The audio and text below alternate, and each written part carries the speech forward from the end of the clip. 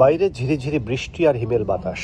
এরই মাঝে উৎসব মুখর বিশ্বব্যাংক ও আইএমএফ সদর দফতর। শুরু হয়েছে আন্তর্জাতিক মুদ্রা তহবিল আইএমএফ এর ৬ দিনব্যাপী বার্ষিক সভা।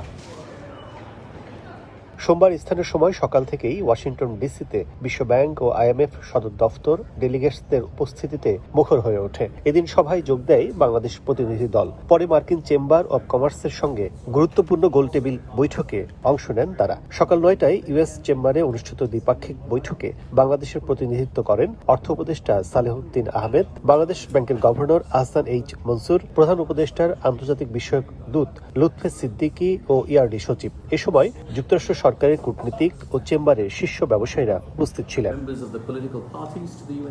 বৈঠকে দুদেশের সম্পর্ক উন্নয়নে, বাণিজ্য সহজীকরণ ও ঘাটতি কমাতে মার্কিন ব্যবসায়ীদের কাছে বিভিন্ন সংস্কারমূলক কার্যক্রমের তথ্য তুলে ধরে বাংলাদেশ। আশ্বস্ত করা হয় সার্বিক অর্থনৈতিক স্থিতিশীলতায়। আমাদের যে রিফর্মগুলি করেছে এটা কন্টিনিউয়াস, বাট এটার একটা ফলটা ওরা দেখতে পাচ্ছে এবং সামনে যাওয়ার যে ক্ষেত্র তৈরি হচ্ছে এটা সুস্পষ্ট, এবং they have shown the interest যে তারা বাংলাদেশের সাথে ব্যবসা বাণিজ্য করবে। মার্কিনরা বাংলাদেশের বাণিজ্য পলিসি, রাজস্ব খাত, ইন্স্যুরেন্স সহ বিভিন্ন বিষয়ে পর্যবেক্ষণ তুলে ধরেন।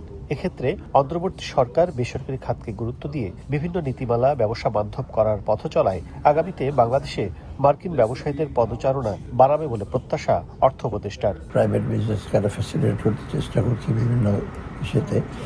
আর তারা যাদের কিছু ইস্যু আছে, কিছু যেগুলো রেগুলেটরি রিফর্ম, ট্যাক্স রিফর্ম, এগুলোর ব্যাপারে দৃষ্টি আকর্ষণ করেছে। এগুলো আমরা বলছি, এগুলো অলরেডি আমরা নজর দিচ্ছি। ইভেন ইন্স্যুরেন্স সেক্টর নিয়ে কথা বলছি।